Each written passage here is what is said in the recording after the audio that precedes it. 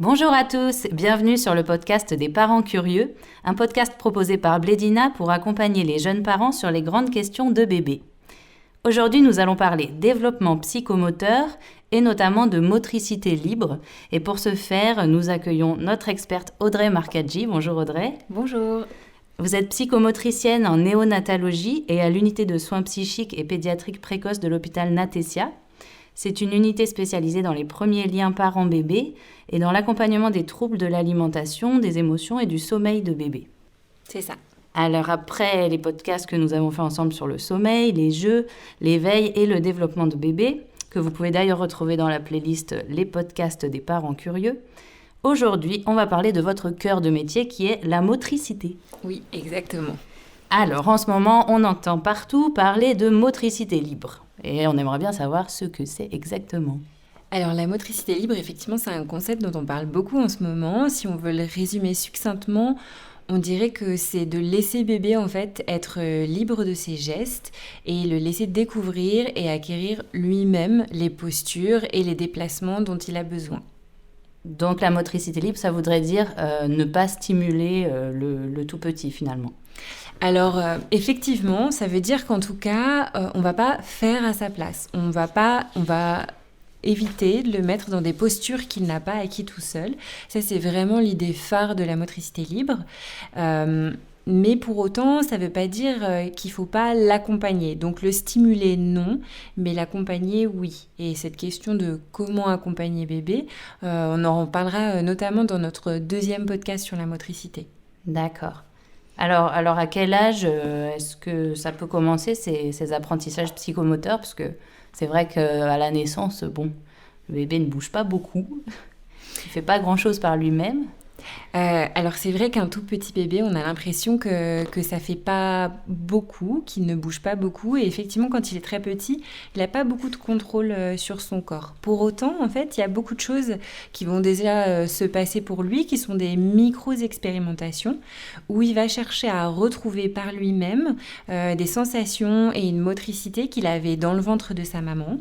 Ça va être par des petites ondulations, un petit peu, d'avant en arrière, quand il est allongé sur le sol, sur le dos. Ça va être ensuite des petites oscillations sur le côté, comme s'il faisait oui, oui, oui ou non, non, non avec tout son corps. Et en fait, là, il retrouve un petit peu des mouvements qu'il avait avant beaucoup plus facilement dans le ventre de sa maman. Il reprend conscience de ses appuis, comme ça, avec la pesanteur qui agit sur lui.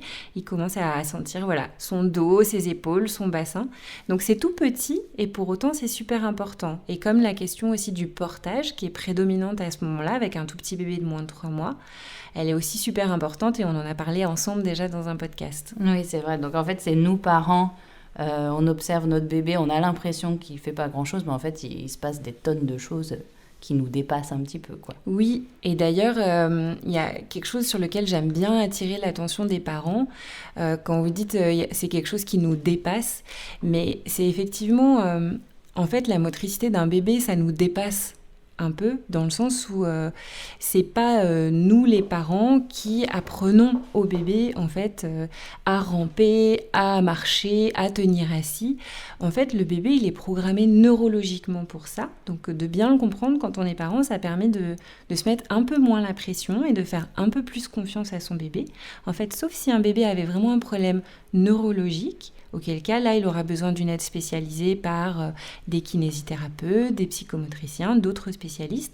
Mais sinon, le bébé, son cerveau est programmé pour qu'il apprenne à marcher. Donc, si on le laisse faire, il va apprendre tout seul. Ce qu'il a besoin, par contre, c'est d'une attention bienveillante, en fait, pour vérifier s'il a besoin d'aide ou de jouer ensemble. Mais sinon, il peut faire seul. D'accord, très bien. Et est-ce que vous pourriez nous rappeler... Du coup, ces grandes étapes pour lesquelles il est programmé, le bébé, un petit peu, à quel âge elles interviennent et est-ce qu'elles sont toutes obligatoires ou pas? Oui, alors ça, c'est important qu'on prenne le temps justement de le voir ensemble parce que je trouve que ça aide à mieux comprendre ce concept qui est très à la mode en ce moment, mais c'est vrai que parfois on se retrouve avec des gens qui ont vraiment envie de l'appliquer, mais parfois en saisissant pas les enjeux, donc on peut l'appliquer d'une façon un peu rigide, ou au contraire on peut le rejeter d'une façon aussi rigide parce qu'on a l'impression que c'est quelque chose qui est trop intégriste ou pas vraiment adapté à la vie quotidienne. Donc de bien comprendre le développement psychomoteur, c'est important. Mais peut-être que là, c'est moi d'abord qui aurais envie de vous poser une question et de vous demander, dans le développement psychomoteur d'un petit, on va dire jusqu'à 18 mois, vous avez l'impression que c'est quoi la chose la plus importante qu'il a à apprendre au niveau de sa motricité? Moi, je penserais tout de suite à la station assise et puis la marche. Alors ça, c'est des réponses qui sont... je crois que 90% des parents dont je m'occupe me disent ça. Et ce qui est normal, parce que nous, en tant qu'humains, ce qui est le plus important qui nous caractérise, c'est le fait qu'on marche debout sur nos deux pieds.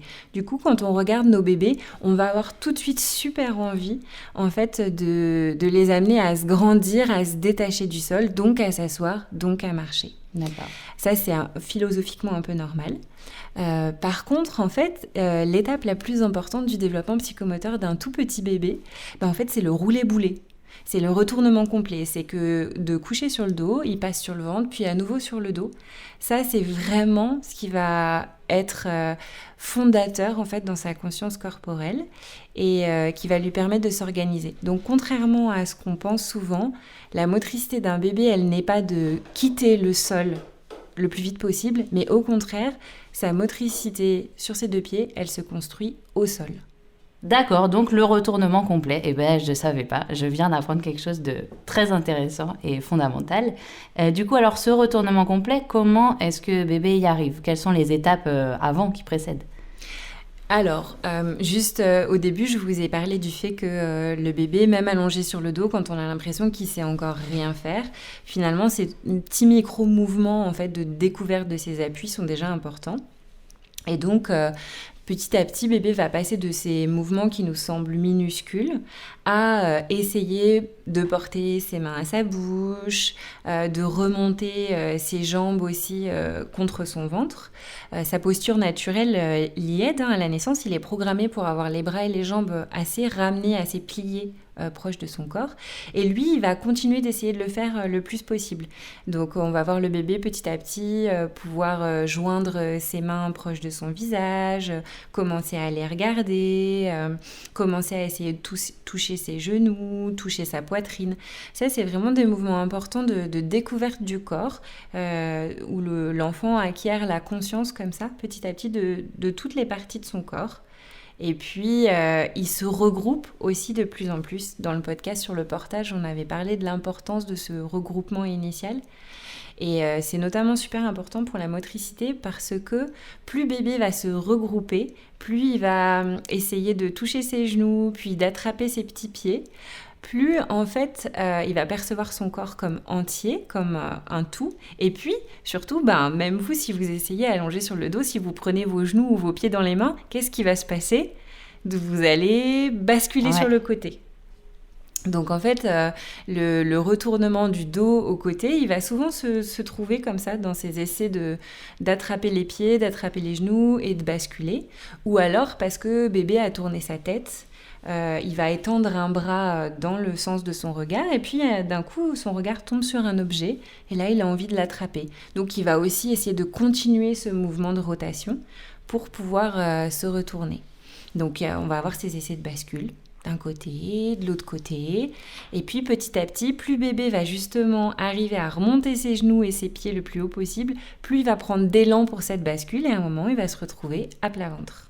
D'accord. Et donc ce grand retournement, comme on pourrait l'appeler, il intervient pour avoir une idée à peu près à 3 mois, c'est ça que vous disiez? Alors, à 3 mois, on a plutôt les genoux, la découverte des genoux, la découverte des mains. Le retournement du dos vers le ventre, c'est plutôt vers 5 mois. D'accord. Alors tout ça, c'est des âges indicatifs, parce qu'évidemment, c'est des moyennes. Et il y a des bébés qui vont le trouver à 3 mois, d'autres qui vont le trouver plutôt vers 6-7 mois. Ça dépend vraiment. Une fois que bébé est à plat ventre, là, il va se retrouver dans une autre position avec d'autres appuis. Et là aussi, il va pouvoir à nouveau chercher ses appuis, chercher comment le corps se pose dessus, comment est-ce qu'il peut jouer avec ses bras pour pouvoir relever sa tête, transférer le poids d'un côté ou de l'autre, ou alors reposer sa tête pour pouvoir enrouler son épaule et repasser sur le dos. D'accord. Et l'étape qui suit alors ? Alors, l'étape qui suit, ça va être justement quand bébé arrive à repasser sur le dos.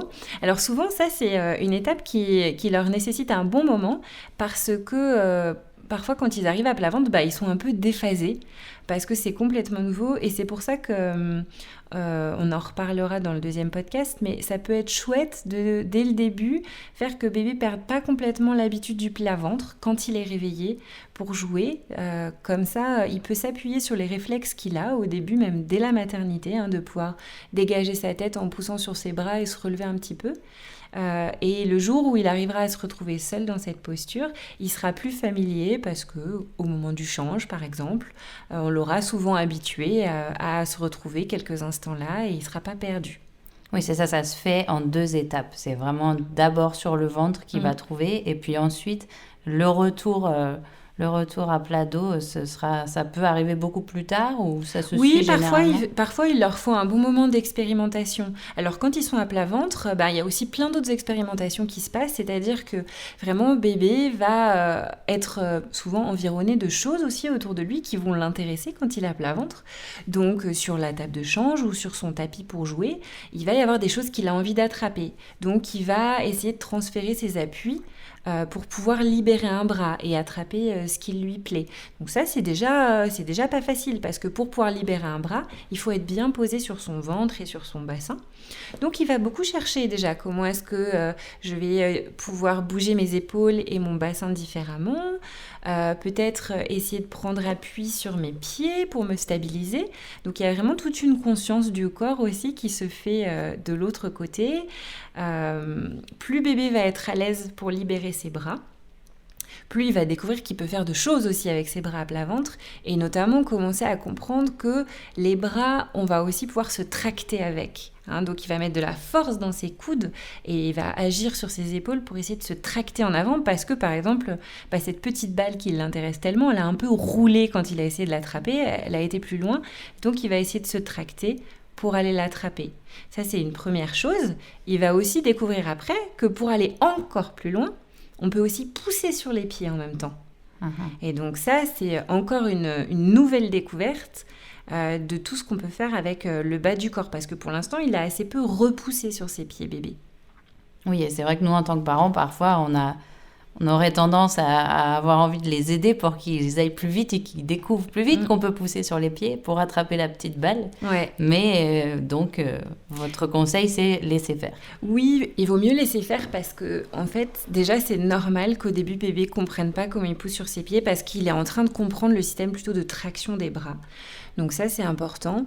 Et que même, en fait, quand bébé fait du surplace ou recule au début, au lieu d'avancer, en fait, c'est super important parce que la prise de conscience, en fait, des orteils et de l'appui qu'offrent les orteils pour se propulser en avant, elle vient aussi du fait que bébé prend conscience de ses orteils, notamment parce qu'il recule et qu'il va buter dans des choses. Et ça nous intéresse beaucoup, c'est pas du tout inutile. Parce que par exemple, quand bébé cherche à se tracter et qu'en fait, il pousse sur ses bras et qu'il recule, ça ressemble beaucoup au geste, par exemple, qu'on va vouloir que bébé apprenne pour descendre l'escalier ou descendre du canapé correctement, c'est-à-dire en arrière et non pas la tête la première. On va vouloir qu'il se pose à plat ventre sur le canapé, qu'il pousse sur ses bras et qu'avec son petit pied, il vienne chercher le sol petit à petit. Donc en fait, on voit bien que cette étape qui nous semble complètement inutile de ramper en arrière, en fait, elle prépare des choses qui sont très importantes pour la conscience corporelle et la sécurité de bébé. Et ça, c'est des étapes par lesquelles forcément bébé passe. Il ne peut pas faire l'impasse, entre guillemets, comme parfois on dit que certains bébés font l'impasse sur le 4 pattes. En fait, il va faire l'impasse, souvent bébé, si nous-mêmes, on l'a posé dans des positions qui l'amènent à faire l'impasse. D'accord. Par exemple, si on a beaucoup mis un bébé assis, il va organiser sa motricité à partir de la station assise et plutôt chercher à continuer de se redresser, de se mettre debout rapidement, puisque ce qu'on lui a beaucoup appris, c'est que ce qui nous intéresse, nous, c'est la verticalisation, à tout prix presque. Oui. Alors que si on laisse un bébé faire tout seul à partir du sol, en fait, toutes les étapes sont logiques. Bébé va ramper, comme je vous ai dit, du ramper petit à petit, comme il va commencer à se déplacer, être de plus en plus curieux. Son regard aussi, vers 6 mois, s'élargit. Il voit très bien maintenant en arrivant à 6 mois. Donc, il pose son regard aussi vers le haut. Il va commencer à vouloir attraper des choses sur la table basse, sur le canapé. Donc, il va essayer de se relever. Donc, on va passer du plat ventre à remonter un peu les genoux sous le ventre pour faire du 4 pattes et aller aussi plus vite. Et en fait, du ramper et du 4 pattes, bébé va se repousser en arrière. Et là, on retrouve l'importance de se repousser arrière qu'il a expérimenté avant de ramper, pour en fait, d'un coup, pousser sur les bras alors que je suis sur mes genoux et je me retrouve assis. Donc en fait, la station assise, elle arrive toujours après le ramper et après le 4 pattes, donc en fait plutôt vers 10 mois. D'accord. Alors que si on se réfère au carnet de santé, on a souvent l'impression, moi c'est une question que j'entends souvent, oui mais sur le carnet de santé, c'est dit que pour la visite des 9 mois, il doit tenir assis. Ouais. Mais ça parle du développement neuromoteur. C'est-à-dire que si je mets bébé assis, son développement neurologique fait que ses muscles maintenant, ils sont capables de tenir son dos. D'accord. Mais ça ne veut pas du tout dire que bébé sait s'asseoir tout seul. Ah oui, et ça, c'est une compétence. D'accord. Donc, on a d'un côté quelque chose qui est neurologique et que le docteur vérifie pour vérifier l'intégrité du système neuromoteur. Et ça veut dire qu'il est OK pour acquérir la compétence. Mais par contre, la compétence, il doit la chercher toute seule. Et ça arrive plutôt vers 10 mois. D'accord, OK. Très bien, vers 10 mois, la station assise. Et ensuite, alors qu'on a le 4 pattes, c'est l'étape d'après, où il se passe encore des choses entre? Il se passe... Non, alors de ramper, souvent le bébé va effectivement passer à 4 pattes. Et du 4 pattes, effectivement, on va se dire, bon, bah, l'étape d'après, c'est qu'il se met debout et qu'il marche. Donc, c'est vrai, effectivement, souvent, du 4 pattes, les petits vont commencer à pousser pour se retrouver à genoux et pousser sur leurs mains et leurs pieds pour se mettre debout. Ça, c'est logique. En général, ils se mettent debout autour de pareil, un peu en même temps que la station assise autonome, c'est-à-dire vers 10-11 mois. Et puis, on pourrait se dire, à partir du moment où il est debout, il va marcher. Et donc, à partir du moment où bébé est debout sur ses deux pieds, parce qu'il s'est appuyé sur la table basse, sur le canapé, sur un tapis pliable qui lui sert à se tracter, par exemple, je vais le prendre par les mains et l'aider à marcher. En fait, avant de marcher tout seul, il y a plein de choses que bébé va devoir apprendre à faire. Parce qu'une fois qu'un bébé fait du 4 pattes, qu'est-ce qu'il va faire ? Il va se déplacer partout dans la maison. Eh oui, c'est une sacrée étape pour les parents. Voilà, je vois que ça vous rappelle des souvenirs. Effectivement, en général... On remonte la déco de quelques étagères. On range tout ce qui est dangereux. C'est ça. On repense tout l'appartement et on sait que... On peut plus se dire, bon, bébé est là en train de jouer, je vais faire autre chose, je reviens dans 2 minutes, parce que non, bébé est à l'autre bout de la maison. Ça. Et on maudit l'inventeur des tables basses. Voilà. Et en fait, ce que ça nous dit, c'est que là, bébé, il est super autonome pour se déplacer à 4 pattes. En plus, le 4 pattes, c'est génial parce que il va très vite. Ça prépare vraiment la marche parce que quand on est à 4 pattes, il y a vraiment ce travail, vraiment la coordination, dissociation de la ceinture des épaules et de la ceinture du bassin qui va ensuite préparer vraiment la marche. Parce que quand on marche pas comme un robot avec les épaules et le bassin fixes. Nos épaules et notre bassin, en fait, sont en mouvement constant et en opposition. Et donc ça, c'est préparé très bien par le 4 pattes. Et bébé, en allant partout, en fait, il prend conscience de l'espace. Il prend conscience vraiment de comment sont organisées les choses dans la maison. Il va essayer de grimper à 4 pattes, d'enjamber à 4 pattes, de pousser des choses, de tracter des choses. Et là aussi, c'est pareil, en fait, il se prépare vraiment pour la marche avec tout ça. Donc, avant la marche autonome, en fait, bébé, normalement, il sait déjà escalader, pousser, grimper, enjamber, monter et descendre de quelque chose. Donc, c'est aussi super important parce que quand bébé va savoir marcher, il aura construit une vraie représentation de l'espace, des mouvements qui sont nécessaires et on lui aura transmis beaucoup de conseils de prudence déjà, en fait. Et se mettra moins en danger, oui. Voilà, exactement. Et donc, à peu près, en général, vu qu'on parle toujours de moyenne, mais entre le 4 pattes et la marche, il se passe combien de temps environ ? Alors, en moyenne, on dit que le 4 pattes, c'est vers 10-11 mois, et la marche, en moyenne, c'est 15 mois. Alors souvent, je ne sais pas trop pourquoi, il y a cette représentation que la marche, ce serait à 1 an. Ouais. Mais en fait... pour nous, psychomotriciens, on a plutôt en tête que la marche, c'est dans la première année. Et donc, du coup, l'âge moyen de la marche, c'est 15 mois.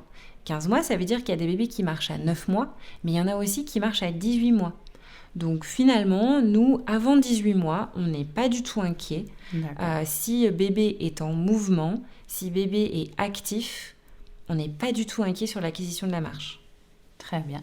Et donc, on est arrivé jusqu'à la marche. Alors, j'avais une dernière question. Lorsque certaines de ces étapes, on en a parlé tout à l'heure, lorsqu'on fait, bébé fait l'impasse, ou alors lorsque certaines étapes sont entre guillemets mal faites, je sais pas, comme par exemple, il marche en crabe à quatre pattes, ou est-ce qu'on s'inquiète ? Alors, s'inquiéter, c'est peut-être beaucoup dire, mais toutes les étapes sont importantes, chaque détail compte, et ça fait vraiment la différence entre des enfants qui vont être très à l'aise dans leur corps et peut-être très à l'aise spontanément pour découvrir tous les sports plus tard, et puis des enfants qui vont avoir une coordination dissociation qui n'est pas mauvaise, mais qui n'est pas non plus superbe, et donc qui vont devoir beaucoup plus s'exercer pour acquérir les mêmes compétences. Donc moi, ce que j'ai toujours envie de dire, c'est que un bébé qui marche sur les fesses, c'est-à-dire qui avance en fait en sautillant un peu sur les fesses, c'est en général parce qu'on l'a mis assis. D'accord. Tôt. Donc, pas hésiter à remettre en fait bébé allongé sur le sol et le laisser se débrouiller pour aller chercher les jeux. Parce que parfois, il y a des enfants qui marchent, nous on voit en cabinet, ou qui sont à la veille de marcher. Et en fait, quand on les met sur le dos, ils ne savent pas se mettre assis tout seuls. Ils râlent pour qu'on les assoie et du assis, ils vont forcer et se tracter pour s'asseoir. Mais du coup, tout est un peu en force. Donc, pas hésiter en fait à remettre un enfant au sol et le laisser se dépatouiller. Et ça permet en tant que parent aussi de se dire, tiens, mais en fait, c'est ça qu'il ne sait pas encore faire tout seul. Et essayer de le laisser faire, de pas trop vouloir... Il y a des bébés qui sont un peu coquins, qui demandent beaucoup l'aide à leurs parents pour aller chercher ce petit jouet qu'ils n'arrivent pas à attraper tout seuls. Leur dire aussi qu'on leur fait confiance et qu'ils vont trouver une façon d'y aller et qu'on les regarde, qu'on est présent, mais qu'ils ont en eux la capacité d'y aller tout seuls, c'est important. D'accord. Et on dit souvent que par exemple, quand on acquiert la marche un peu plus tard, on développe d'autres capacités comme le langage. À l'inverse, est-ce que c'est vrai ou c'est une légende ? Oui, c'est vrai, il y a des typologies de bébés. Il y a des bébés qui sont très moteurs et effectivement, on voit, c'est ceux qui marchent vers 9-10 mois. Et on a l'impression qu'ils ont été super à l'aise dans la motricité depuis le tout début. Et puis, il y a des bébés qui sont plus dans l'observation, qui vont aimer plus manipuler. Il y a des bébés qui ont moins confiance dans leur corps aussi et qui ont besoin de plus de temps pour pas avoir peur et pour faire les choses.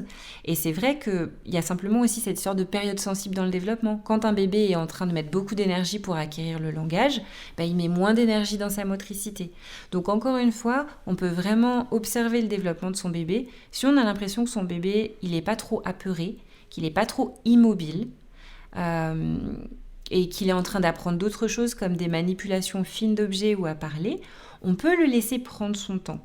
Si par contre on a l'impression qu'il y a des émotions un peu compliquées pour bébé au bout d'un moment, qui l'empêchent de se développer au niveau moteur et qui privilégient toujours le langage ou toujours des petits jeux calmes, là on peut en parler à son pédiatre et demander conseil, on peut faire un bilan psychomoteur ou aller voir un kinésithérapeute parce que je pense par exemple à des petits qui ont des hyperlaxités par exemple au niveau, qui sont très très souples, pour eux ça va leur demander beaucoup plus d'énergie pour contrôler leurs muscles au début, puis parfois ils ont besoin d'un petit coup de pouce pour prendre confiance parce qu'au début ils n'ont pas eu trop confiance dans la capacité de leurs articulations de bien les soutenir dans le mouvement. C'est pas grave du tout, mais c'est un petit coup de pouce. Donc si on est inquiet, vraiment on en parle avec son pédiatre. Et on n'hésite pas à aller voir un kiné ou un psychomote. Mais sinon, en général, les bébés ont la capacité d'apprendre à faire tout seuls. Oui, ça peut être un petit peu la conclusion de ce podcast. Donc sur la motricité libre, c'est nos bébés ont la capacité d'apprendre, de découvrir leur corps tout seul, si j'ai bien compris. On peut vraiment retenir cette idée que bébé a la capacité de faire seul, avec notre regard bienveillant posé sur lui, mais il est capable de découvrir sa motricité seul. D'accord, très bien. Je crois que c'était très clair et en tout cas passionnant, merci. Et d'ailleurs, pour ce qui est de, vous dites, ce regard bienveillant des parents et notre rôle aussi quant à cette motricité libre, je vous propose qu'on explore un petit peu ça dans un prochain podcast. qu'on voit un petit peu plus avant comment accompagner la motricité de bébé et aussi comment répondre parfois à certaines inquiétudes des parents. Oui, inquiétude légitime, avec plaisir. Merci beaucoup Audrey. Je vous dis à bientôt. À bientôt. C'était le podcast des parents curieux, un podcast proposé par Blédina.